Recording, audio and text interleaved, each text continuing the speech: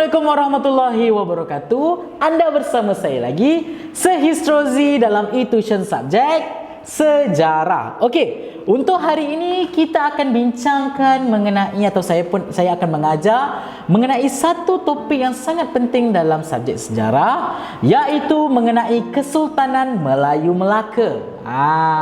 Okey, dan topik ini dipelajari dalam tingkatan 2 bab yang kelima KSSM. Okey, so hari ini kita akan tengok kalau siapa daripada tingkatan 2. Kalau sebelum ini, bab-bab yang sebelum ni korang dah belajar mengenai Kerajaan Alam Melayu, betul tak? Okey, korang dah belajar mengenai Kerajaan Funan, Kerajaan Angkor, Kerajaan Champa, Kerajaan Sriwijaya dan sebagainya. Okey, dan pada hari ini adalah kita nak sambung mengenai selepas Kerajaan Alam Melayu.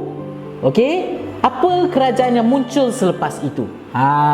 Dan kerajaan itu adalah Kerajaan Kesultanan Melayu Melaka. Dan apa perbezaannya? Okey, selalu banyak pelajar-pelajar saya tanya, apa perbezaan antara Kerajaan Alam Melayu dengan Kerajaan Kesultanan Melayu Melaka? Kedua-duanya Melayu. Okey, perbezaan yang paling ketara antara kedua-dua kerajaan ini adalah dari segi pengaruh agama dalam kedua-dua kerajaan. Okey, Kerajaan Alam Melayu, pengaruh yang paling besar dalam kerajaan tersebut adalah pengaruh agama Hindu dan juga agama Buddha. Okey, dan bila sampai zaman Kesultanan Melayu Melaka, pada ketika inilah agama Islam baru muncul di tanah Melayu dan ramai orang-orang di tanah Melayu menganuti agama Islam, dan ianya sedikit sebanyak memberi pengaruh kepada kerajaan tersebut. Disitulah wujudnya zaman Kesultanan Melayu Melaka. Okey, so kalau kau tengok dalam slide saya tu, sekejap ya. So bila kita bercakap tentang Kesultanan Melayu Melaka, ada 3 benda yang kita kena belajar. Okey, dan kalau kau tengok dekat situ, KMM ataupun Kesultanan Melayu Melaka. Okey, ada 3 benda yang kamu kena tahu bila kita belajar tentang sesebuah kerajaan. Yang pertama adalah bagaimana kerajaan itu wujud. Okey, bagaimana kerajaan itu wujud? Siapa yang mewujudkan kerajaan tersebut? Kita tengok mengenai pengasas KMM ataupun pengasas Kesultanan Melayu Melaka. Siapa yang memulakan Melaka? Kenapa Melaka itu diwujudkan? Itu adalah bahagian yang pertama. Bahagian yang kedua, kita akan tengok mengenai kegemilangan KMM ataupun kegemilangan Kesultanan Melayu Melaka. Kenapa Melaka ini boleh menjadi sebuah kerajaan yang hebat pada zaman dahulu? Apa yang membuatkan mereka hebat? Okey, macam mana mereka boleh menjadi hebat, dan macam mana dahulunya kerajaan Melaka ini disebut-sebut, okey, dalam kerajaan alam, di alam Melayu, okey, dan dijadikan dan pernah dijadikan sebagai antara kerajaan yang paling hebat pada zaman dahulu. Kita akan tengok macam mana mereka boleh jadi hebat. Okey, dan yang ketiga, kita akan tengok di mana ada sebuah kerajaan yang hebat, akan tiba satu masa di mana kerajaan itu akan menemui kegagalan dan mengalami keruntuhan ataupun kemusnahan. Sama juga dengan Kerajaan Kesultanan Melayu Melaka. Okey, so pada bahagian ketiga ini kita akan belajar siapa yang memusnahkan Kerajaan Melaka. Macam mana sesebuah kerajaan yang hebat boleh jatuh, okey, boleh runtuh dan musnah. Dan yang paling penting, macam mana dahulu kita tahu adanya Kerajaan Kesultanan Melayu Melaka. Okey, ada Kerajaan Kesultanan Melayu Melaka dengan sultan yang hebat, dengan kerajaan yang hebat. Tapi pada hari ini kita tengok di tanah Melayu, di Malaysia sendiri, negeri Melaka yang ada pada hari ini tiada sultan.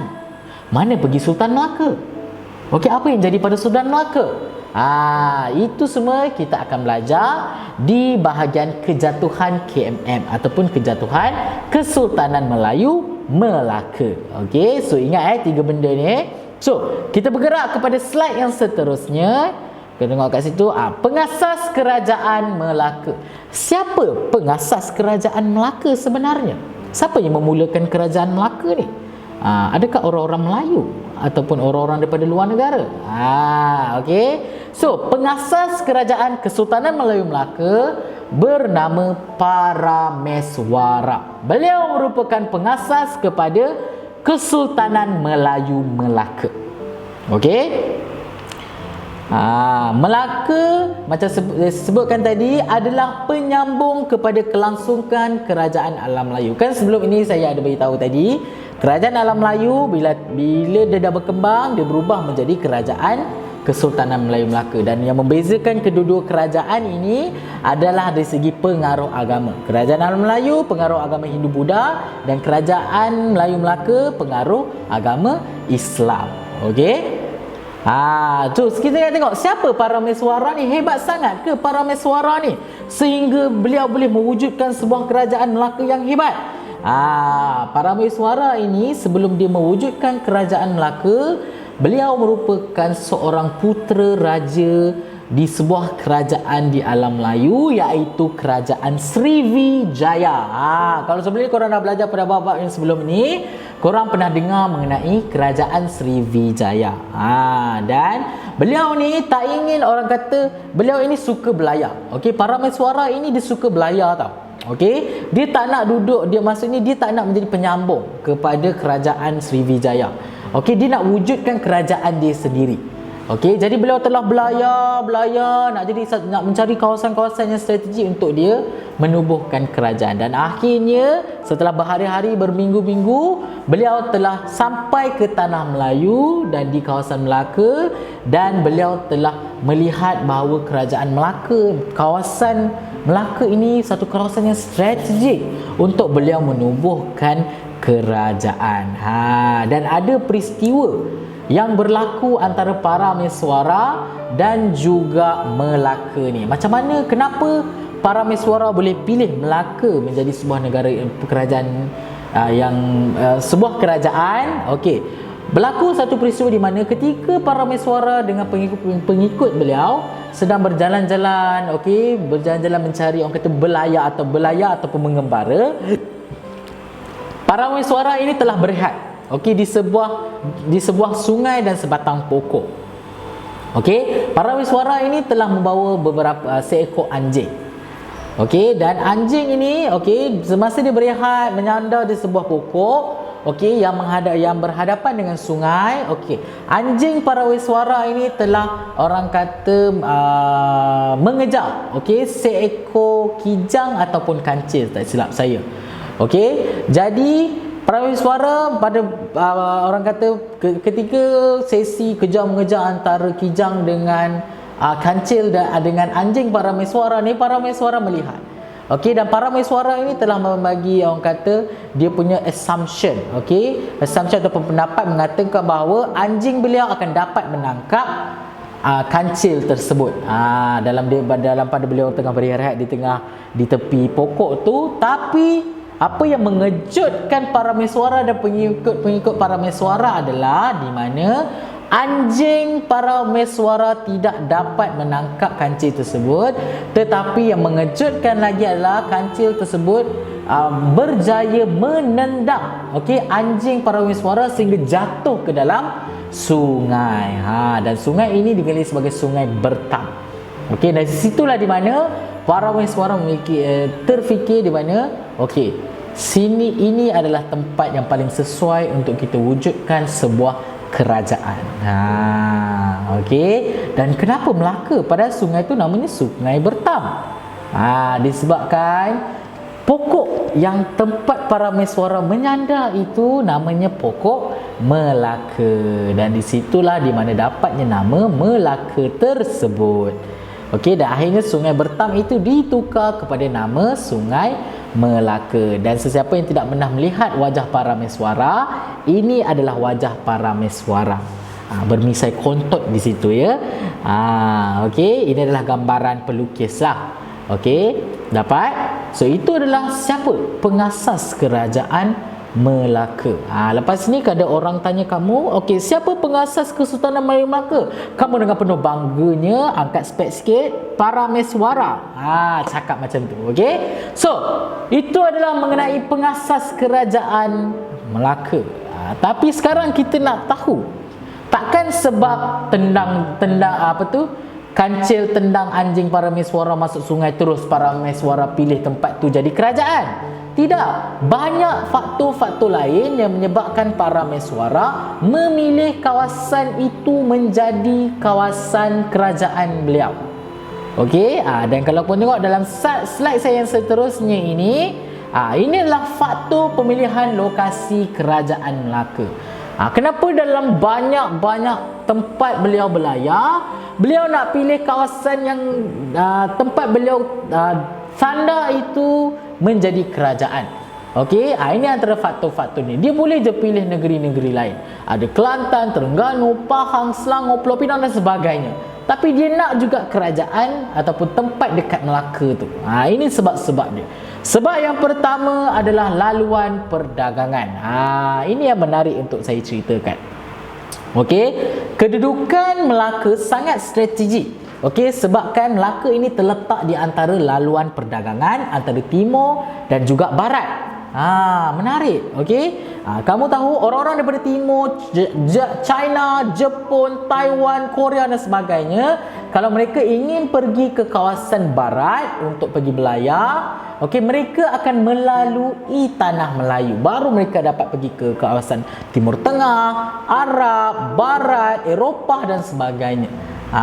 Sama juga dengan orang-orang pedagang-pedagang daripada barat. Kalau mereka nak pergi ke kawasan timur, mereka kena melalui tanah Melayu dan Melaka dahulu. Baru mereka boleh sampai ke timur untuk belayar. Kalau contoh orang-orang daripada Arab nak pergi ke China, dia kena lalui tanah Melayu, dia kena melalui semenanjung tanah Melayu. So maksudnya tanah Melayu atau Melaka itu terletak di tengah-tengah antara barat dengan timur, antara timur dengan barat.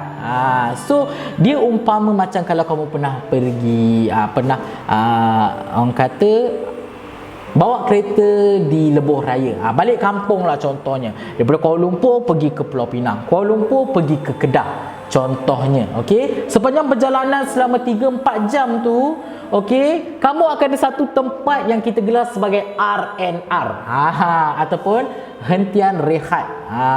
Okey, dan hentian rehat lah tempat kamu isi minyak, untuk kamu beli makan, untuk kamu beli jajan, pergi toilet, solat dan sebagainya. Okey, itulah umpamanya. Okey, Melaka ni macam R&R kepada pedagang. Pedagang daripada timur, kamu tahu kalau nak belayar daripada satu kawasan ke satu kawasan yang lain sangat lama pada zaman dahulu, disebabkan kapal-kapal zaman dahulu tak sama macam kita pada hari ini. Kapal-kapal pada zaman dahulu mereka menggunakan tenaga layar ataupun angin. Macam kapal-kapal lanun, kalau kita tengok cerita lanun kan, ada kapal-kapal yang menggunakan layar. Tak sama macam kita hari ini, pakai petrol, pakai minyak dan sebagainya. Tapi zaman dahulu mereka pakai layar, dan kalau tak ada angin, kapal mereka tak boleh bergerak. Jadi pergerakan kapal itu sangat perlahan dan ambil masa berminggu-minggu untuk sampai daripada satu kawasan ke satu kawasan yang lain. Jadi bila jadi perkara begini, okey, pedagang-pedagang daripada timur dan juga barat, mereka perlu jadi satu kawasan untuk mereka singgah. Okey, untuk mereka singgah dan untuk mereka berehat, untuk perbaiki kapal, untuk mereka berdagang dan sebagainya. Okey, dan disitulah di mana Melaka menjadi kawasan yang strategik untuk menjadi kawasan persinggahan kepada pedagang-pedagang ini. Dan kalau kita tengok dalam gambar ini menggambarkan bagaimana keadaan kerajaan Melaka pada zaman dahulu. Okey, dapat dekat situ ada kapal. So pelabuhan ini adalah tempat parking kapal. Dan kawasan-kawasan pelabuhan inilah akan menjadi kawasan perdagangan, kawasan jual beli barang dan sebagainya. Okey, itu sebab yang pertama. Sebab yang kedua adalah disebabkan bentuk muka bumi. Bentuk muka bumi kerajaan Melaka ini sangat-sangat orang kata strategik. Sebabkan apa? Kalau kamu baca dekat situ, bentuk muka bumi bentuk muka bumi Melaka adalah berbukit bukau dan sesuai dijadikan benteng pertahanan dan panduan kepada kapal dagang. Kalau kita tengok dalam gambar tu, ini umpamanya bagaimana kerajaan Melaka, kawasan itu berbukit bukau. Okey, dan ada dua benda yang kamu kena tahu ataupun kelebihan kepada kerajaan-kerajaan yang ada banyak bukit bukau ni. Yang pertama kawasan Bukit Bukau ini boleh dijadikan sebagai panduan kapal dagang. Maksudnya kalau kita ada satu gunung yang tinggi di negara kita, di kerajaan kita, kapal-kapal daripada yang tengah laut tu, okey, nak berlayar, mereka akan nampak gunung tu daripada jauh. Okey, so bila dia nampak gunung tu daripada jauh, bukit tu daripada jauh, okey, mereka dah dapat tahu bahawa kita dah hampir sampai di kerajaan Melaka. Nampak tak? So dia jadi macam landmark. Okey, daripada jauh, sebabkan dia tinggi, daripada jauh, pedagang-pedagang daripada seluruh daripada kawasan yang sekitar itu, walaupun jauh, mereka boleh nampak dah gunung tu, dan mereka tahu gunung ini sebagai tanda bahawa mereka dah sepanjang hampir dengan Melaka. Okey, itu adalah yang kedua. Okey, so ini adalah bahagian yang pertama. Okey, jangan lupa untuk melihat video-video saya selepas ini dengan topik-topik yang lebih menarik lagi, dan kamu jangan lupa ini adalah bahagian pertama. Video yang akan datang saya akan membincangkan lagi tentang faktor yang seterusnya, faktor yang ketiga dan juga yang keempat. Okey, so sampai di situ saja video saya pada kali ini. Jangan lupa saya Sehistrozi dalam e-tuition subjek sejarah. Okey, jangan lupa like, subscribe dan follow website kita orang etuition.my. Okey, jangan lupa komen, dan kalau korang ada apa-apa request video-video yang korang mahukan, boleh bagi tahu, boleh komen kepada kita orang. Okey, itu saja. Bye.